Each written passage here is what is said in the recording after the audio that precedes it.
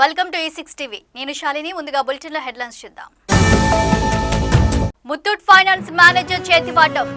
తక్కువ ధరకే బంగారం ఇప్పిస్తానని భారీ మోసం. చిలకలూరిపేటలోనూ తనిఖీలకు రంగం సిద్ధం. కల్తీ ఆయిల్ బిల్లులపై అధికారుల నిఘా. మీరు ఒంటరి వారు కాదు, నేనున్నానన్న సోను సూద్ వీడియో వైరల్. ఇంద్రకీలాద్రి శ్రీ దుర్గా మల్లేశ్వర స్వామివార్ల దేవస్థానం. వైసీపీ నాయకులపై విరుచుకుపడ్డ మాదుగాని గురునాథం.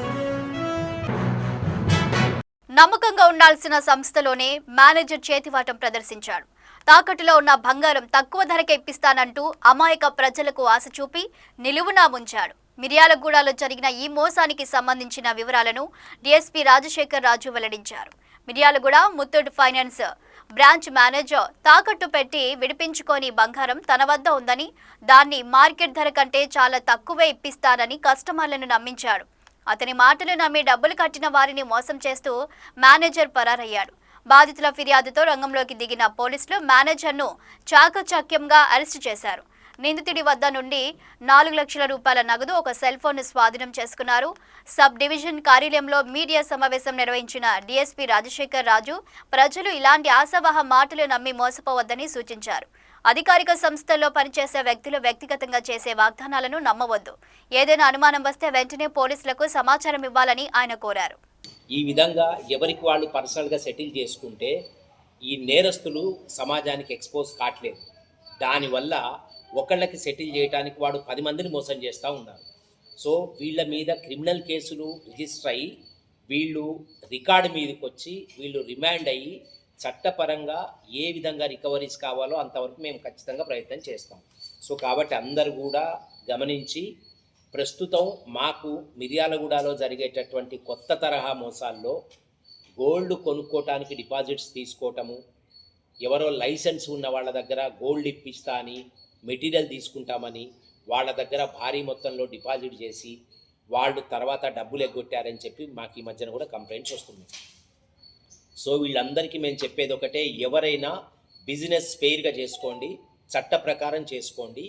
దీంట్లో అధికంగా డబ్బులు సంపాదించి అక్రమార్గాల్లో చేసుకుందామనుకునే వాళ్ళు కూడా నేరస్తులే. కాబట్టి అందరూ కూడా జాగ్రత్తగా ఉండాలని, ప్రజలు ఎవ్వరు కూడా అమాయక ప్రజలు ఇలాంటి వాళ్ళని నమ్మి మోసపోవద్దని పోలీస్ శాఖ తరఫున జిల్లా ఎస్పీ గారి ఆదేశాల మేరకు అందరికి కూడా తెలియజేయడం జరుగుతూ ఉంది. ఎవరి విషయంలోనైనా ఇలాంటి మోసాలు జరిగితే వెంటనే మీరు పోలీస్ స్టేషన్కి కంప్లైంట్ ఇచ్చినట్టయితే ఒక క్రిమినల్ కేసు రిజిస్టర్ చేసి ఇన్వెస్టిగేట్ చేయడానికి పోలీస్ వారికి కోఆపరేట్ చేసినట్టయితే తక్షణమే ఇలాంటి నేరాలు మన సొసైటీలో కాకుండా మనం ఆపేటటువంటి మనకి అవకాశం పూర్తి స్థాయిలో ఉంటుంది. నరసరావుపేట పట్టణంలోని పలు ఆయిల్ మిల్లులు, గోడౌన్లపై విజిలెన్స్ మరియు ఫుడ్ సేఫ్టీ అధికారులు ఏకకాలంలో దాడులు నిర్వహించారు. ప్రజల ఆరోగ్యంతో చెలగాటమాడుతూ కల్తీ నూనెలను విక్రయిస్తున్నారనే సమాచారంతో అధికారులు రంగంలోకి దిగారు. అధికారుల బృందం మిల్లులోని నిల్వలను పరిశీలించి వివిధ రకాల ఆయిల్ శాంపిల్స్ ను సేకరించింది. వీటిని పరీక్షల నిమిత్తం ల్యాబ్కు పంపనున్నారు. విజిలెన్స్ దాడుల వార్త తెలియగానే పట్టణంలోని మరికొన్ని మిల్లుల యజమానులు హడావిడిగా తాళాలు వేసి పరారయ్యారు. అధికారులు రాకముందే మిల్లులు మూసివేయడంపై పలు అనుమానాలు వ్యక్తమవుతున్నాయి. నర్సరావుపేట దాడుల సెగ ఇప్పుడు చిలకలూరిపేటకు తాకింది. చిలకలూరిపేటలోని కొన్ని ప్రముఖ ఆయిల్ మిల్లుల్లో పెద్ద ఎత్తున కల్తీ వ్యవహారం నడుస్తోందని అధికారులకు కుప్పలు కుప్పలుగా ఫిర్యాదులు అందుతున్నాయి. ముఖ్యంగా తక్కువ ధరకే నూనెను విక్రయిస్తూ ప్రమాదకరమైన రసాయనాలు కలుపుతున్నారనే ఆరోపణలు వస్తున్నాయి. ఈ నేపథ్యంలో ఏ క్షణమైనా చిలకలూరిపేటలోనూ విజిలెన్స్ దాడులు జరిగే అవకాశం ఉందనే సమాచారం. ఇప్పటికే అక్కడి మిల్లు యజమానులు అప్రమత్తమై తమ నిల్వలను దాచే పనిలో పడ్డట్లు తెలుస్తుంది. ప్రజల ప్రాణాలతో ఆడుకునే కల్తీ రాయులపై కఠిన చర్యలు తీసుకోవాలని స్థానికులు డిమాండ్ చేస్తున్నారు.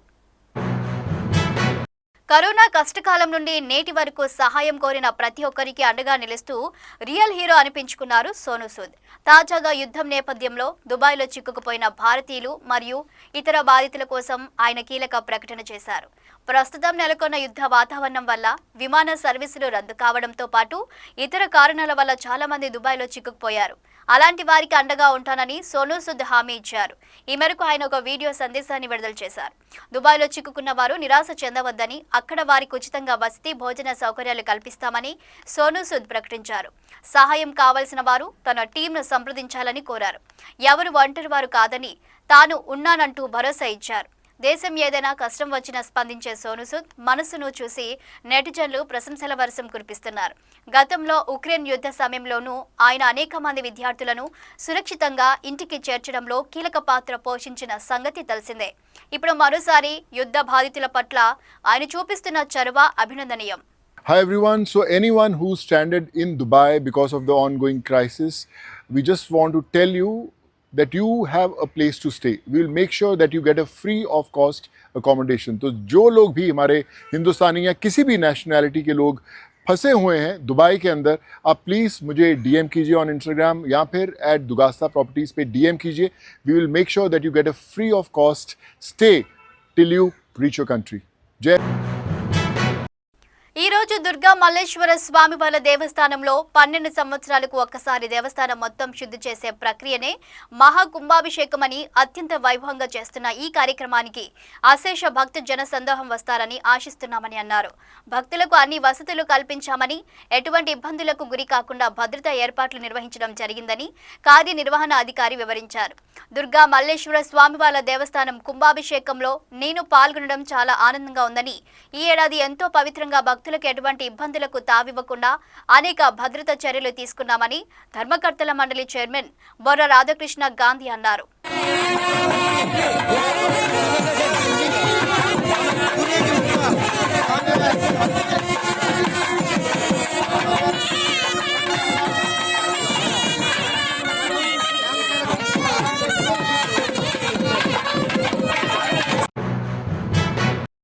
ఈ రోజు విజయవాడ ఆటోనగర్లోని జిల్లా పార్టీ కార్యాలయంలో జరిగిన విలేకరుల సమావేశంలో టీడీపీ రాష్ట్ర నాయకులు మాదిగాని గురునాథం మాట్లాడుతూ తిరువూరు నియోజకవర్గంలోని నెమలి వేణుగోపాల స్వామి కళ్యాణ మహోత్సవంలో జరిగిన సంఘటనలపై ఆగ్రహం వ్యక్తం చేశారు.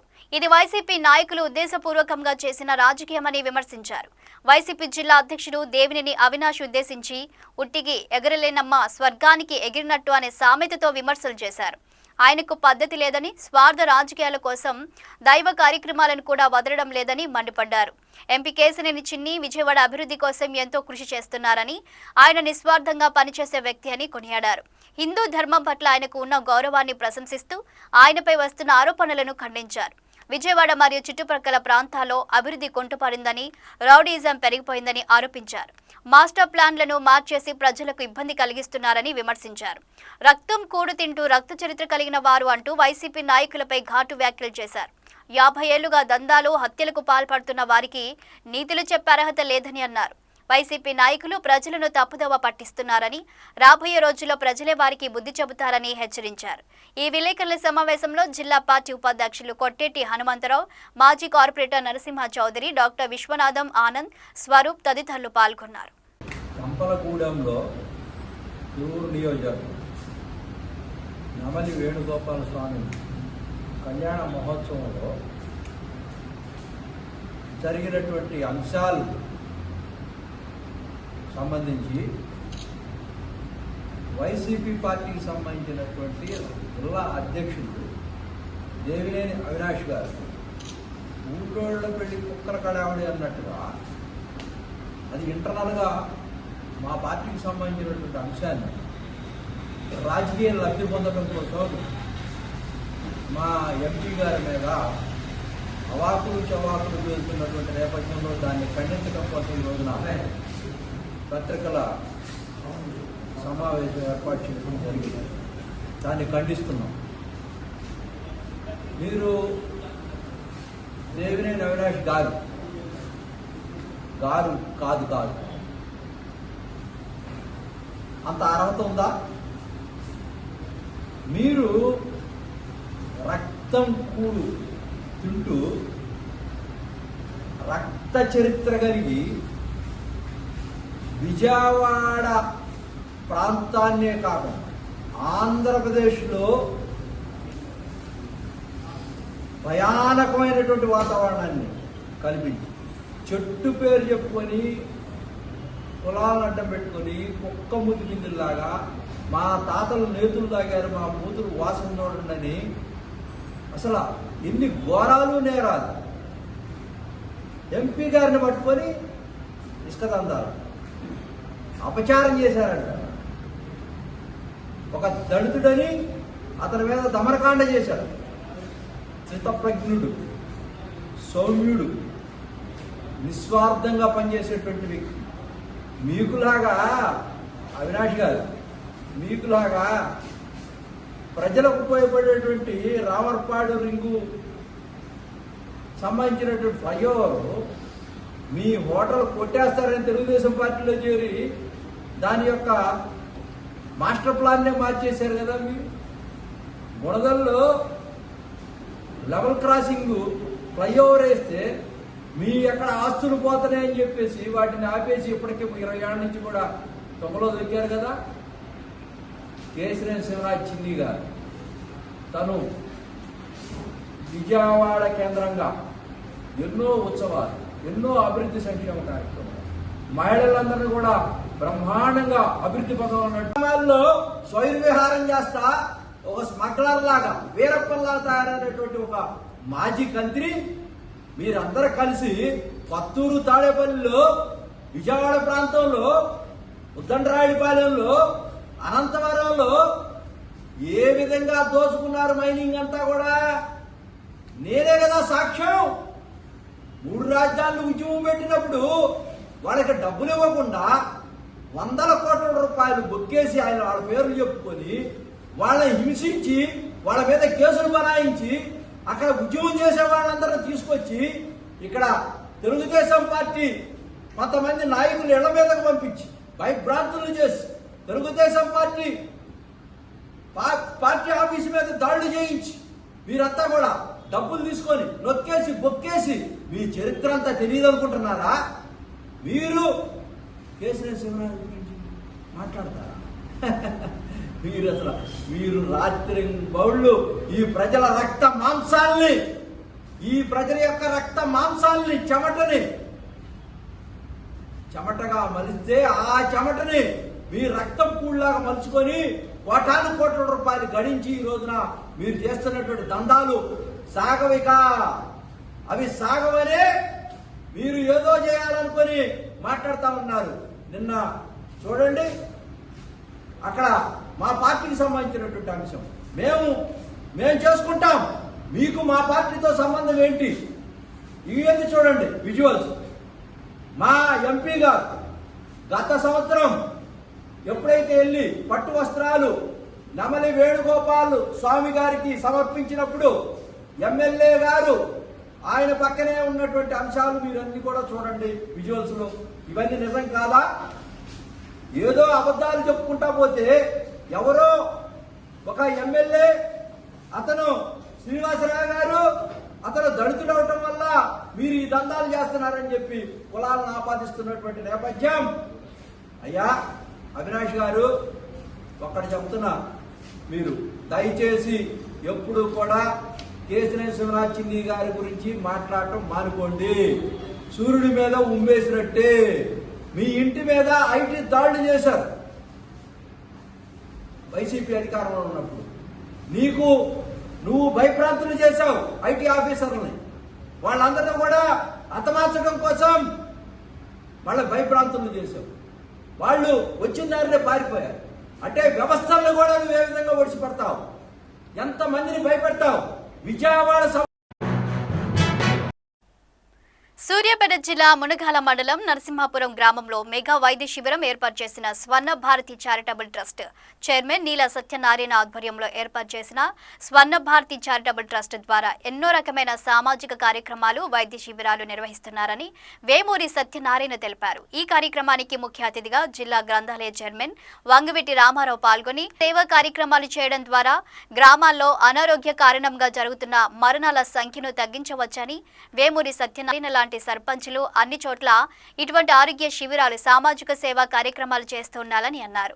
ఈ కార్యక్రమానికి హాజరైన వైద్య బృందం వారు మాట్లాడుతూ కరోనా తర్వాత గ్రామ స్థాయిలో ఎంతో మంది హై బీపీ, హై షుగర్ వల్ల మరణిస్తున్నారని, ఇటువంటి పరీక్షల ద్వారా, వైద్య శిబిరాల ద్వారా ఆ రకమైన సమస్యలను గుర్తించి వైద్యం చేయడం ద్వారా మరణాల సంఖ్యను తగ్గించవచ్చని వైద్య శిబిరాన్ని ఏర్పాటు చేసిన చారిటబుల్ ట్రస్టును సర్పంచ్ వేమూరి సత్యనారాయణను కొనియాడారు.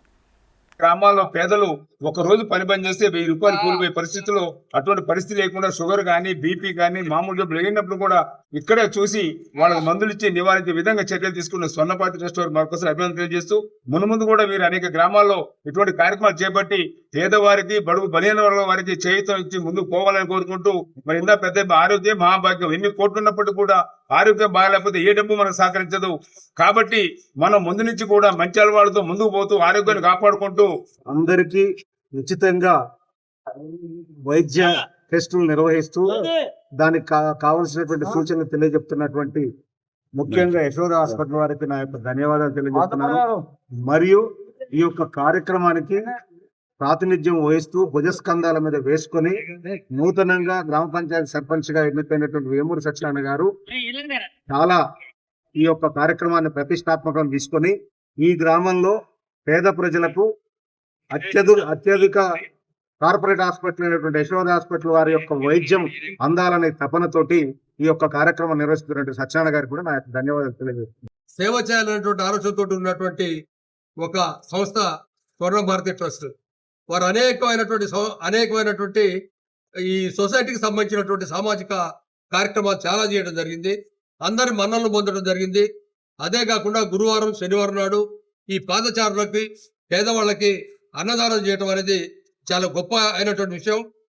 ఫస్ట్ వాళ్ళు తీసుకుంది ఏంటంటే సర్వ్ టు ది నీడీ, ఎవరికైతే అవసరం ఉందో వాళ్ళకి మనం సర్వీస్ చేయాలనేటువంటి ఉద్దేశంతో ఏర్పడినటువంటి స్వర్ణ భారతి ట్రస్ట్ వారు మరియు వారి చైర్మన్ అయినటువంటి నీల సత్యనారాయణ గారు ఈ కార్యక్రమాలు ఇదే విధంగా చేసుకుంటా అందరి మన్నలను పొందాలని చెప్పి మరి ఈ రోజు ఈ యొక్క మునిగాల మండలం నరసింహపురంలో ఈ రీతిగా మెగా మెడికల్ వైద్య శిబిరాన్ని నిర్వహించుకోవడం ఎంతో సంతోషకరం. మరి యశోద హాస్పిటల్ నుంచి మరి డాక్టర్స్ మన ఊరికి రావడం అనేది ఎంతో సంతోషకరం. మరి యశోద హాస్పిటల్లో లేదంటే ఏదైనా కార్పొరేట్ హాస్పిటల్లో ఇక్కడ చేసే ప్రతి ఒక్క పరీక్షలు 2D ఈకో కావచ్చు, ఈసీజీ కావచ్చు, మరి బీపీ, షుగర్ ఇట్లాంటి పరీక్షలు మనం కార్పొరేట్ లో చేయించుకోవాలంటే 3000 నుంచి 4000 రూపాయలు అవుతాయి. మరి అలాంటిది యశోద హాస్పిటలే మన ఊరికి వచ్చి ఈ అన్ని టెస్టులు ఫ్రీ ఆఫ్ కాస్ట్ లో చేస్తున్నది. మరి ఇట్లాంటివి మరి కరోనా తర్వాత మరి ఎలాంటివి రోగాలు వస్తా ఉన్నాయి అనేది ప్రజలకు అర్థం అవ్వట్లేదు. మరి చాలా మందికి మేము చూస్తున్నప్పుడు పేషెంట్స్ కి హై షుగర్ ఉంటా ఉన్నది, బీపీ హైగా ఉంటా ఉన్నది.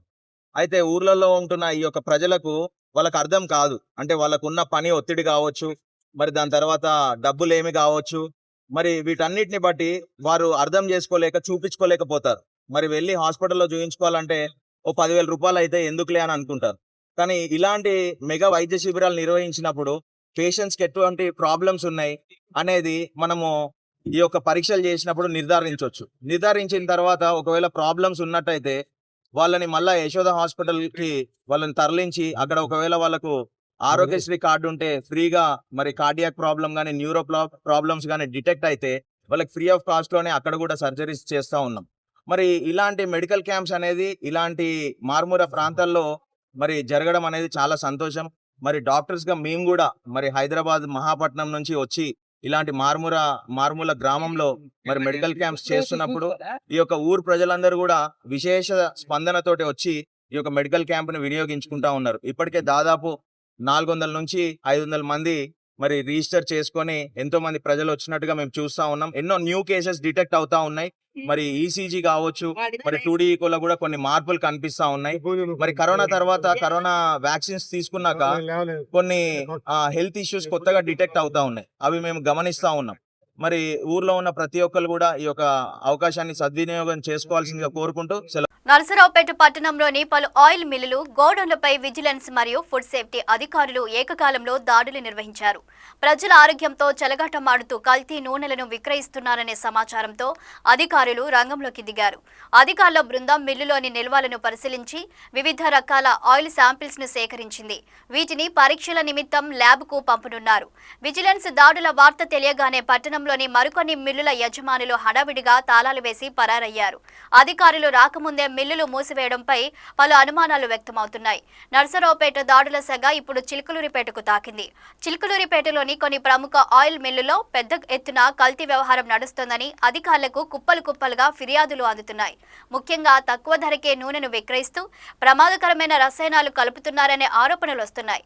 ఈ నేపథ్యంలో ఏ క్షణమైనా చిలుకలూరిపేటలోనూ విజిలెన్స్ దాడులు జరిగే అవకాశం ఉందనే సమాచారం. ఇప్పటికే అక్కడి మిల్లు యజమానులు అప్రమత్తమై తమ నిల్వలను దాచే పనిలో పడ్డట్లు తెలుస్తోంది. ప్రజల ప్రాణాలతో ఆడుకునే కల్తీ రాయులపై కఠిన చర్యలు తీసుకోవాలని స్థానికులు డిమాండ్ చేస్తున్నారు.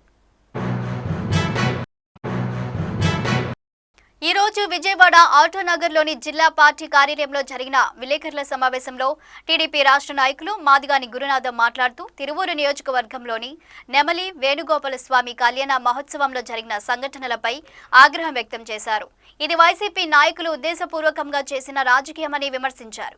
వైసీపీ జిల్లా అధ్యక్షుడు దేవినేని అవినాష్ ఉద్దేశించి ఉట్టికి ఎగరలేనమ్మ స్వర్గానికి ఎగిరినట్టు అనే సామెతతో విమర్శలు చేశారు.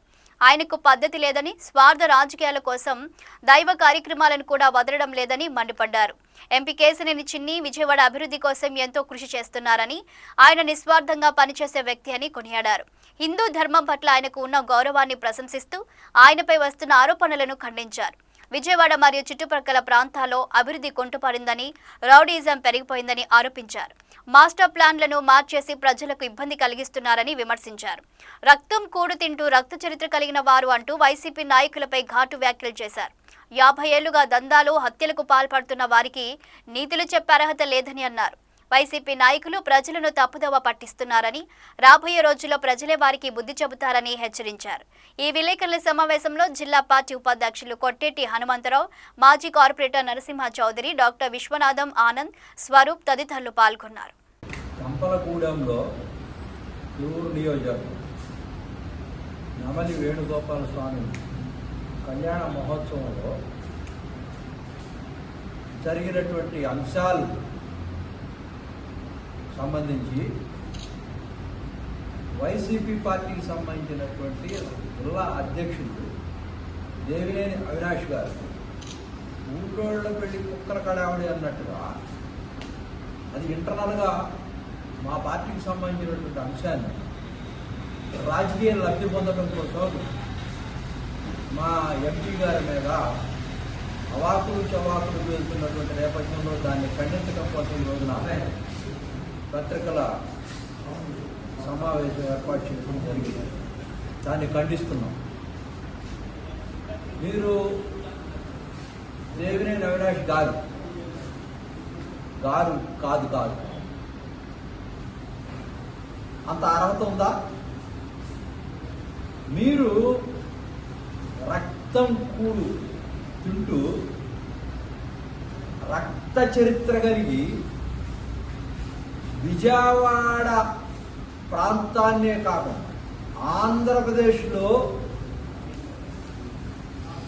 భయానకమైనటువంటి వాతావరణాన్ని కల్పించి చెట్టు పేరు చెప్పుకొని కులాలను అడ్డం పెట్టుకొని కుక్క ముద్దు బిందుల్లాగా మా తాతలు నేతులు తాగారు, మా కూతురు వాసన చూడండి, అసలు ఎన్ని ఘోరాలు నేరాలు.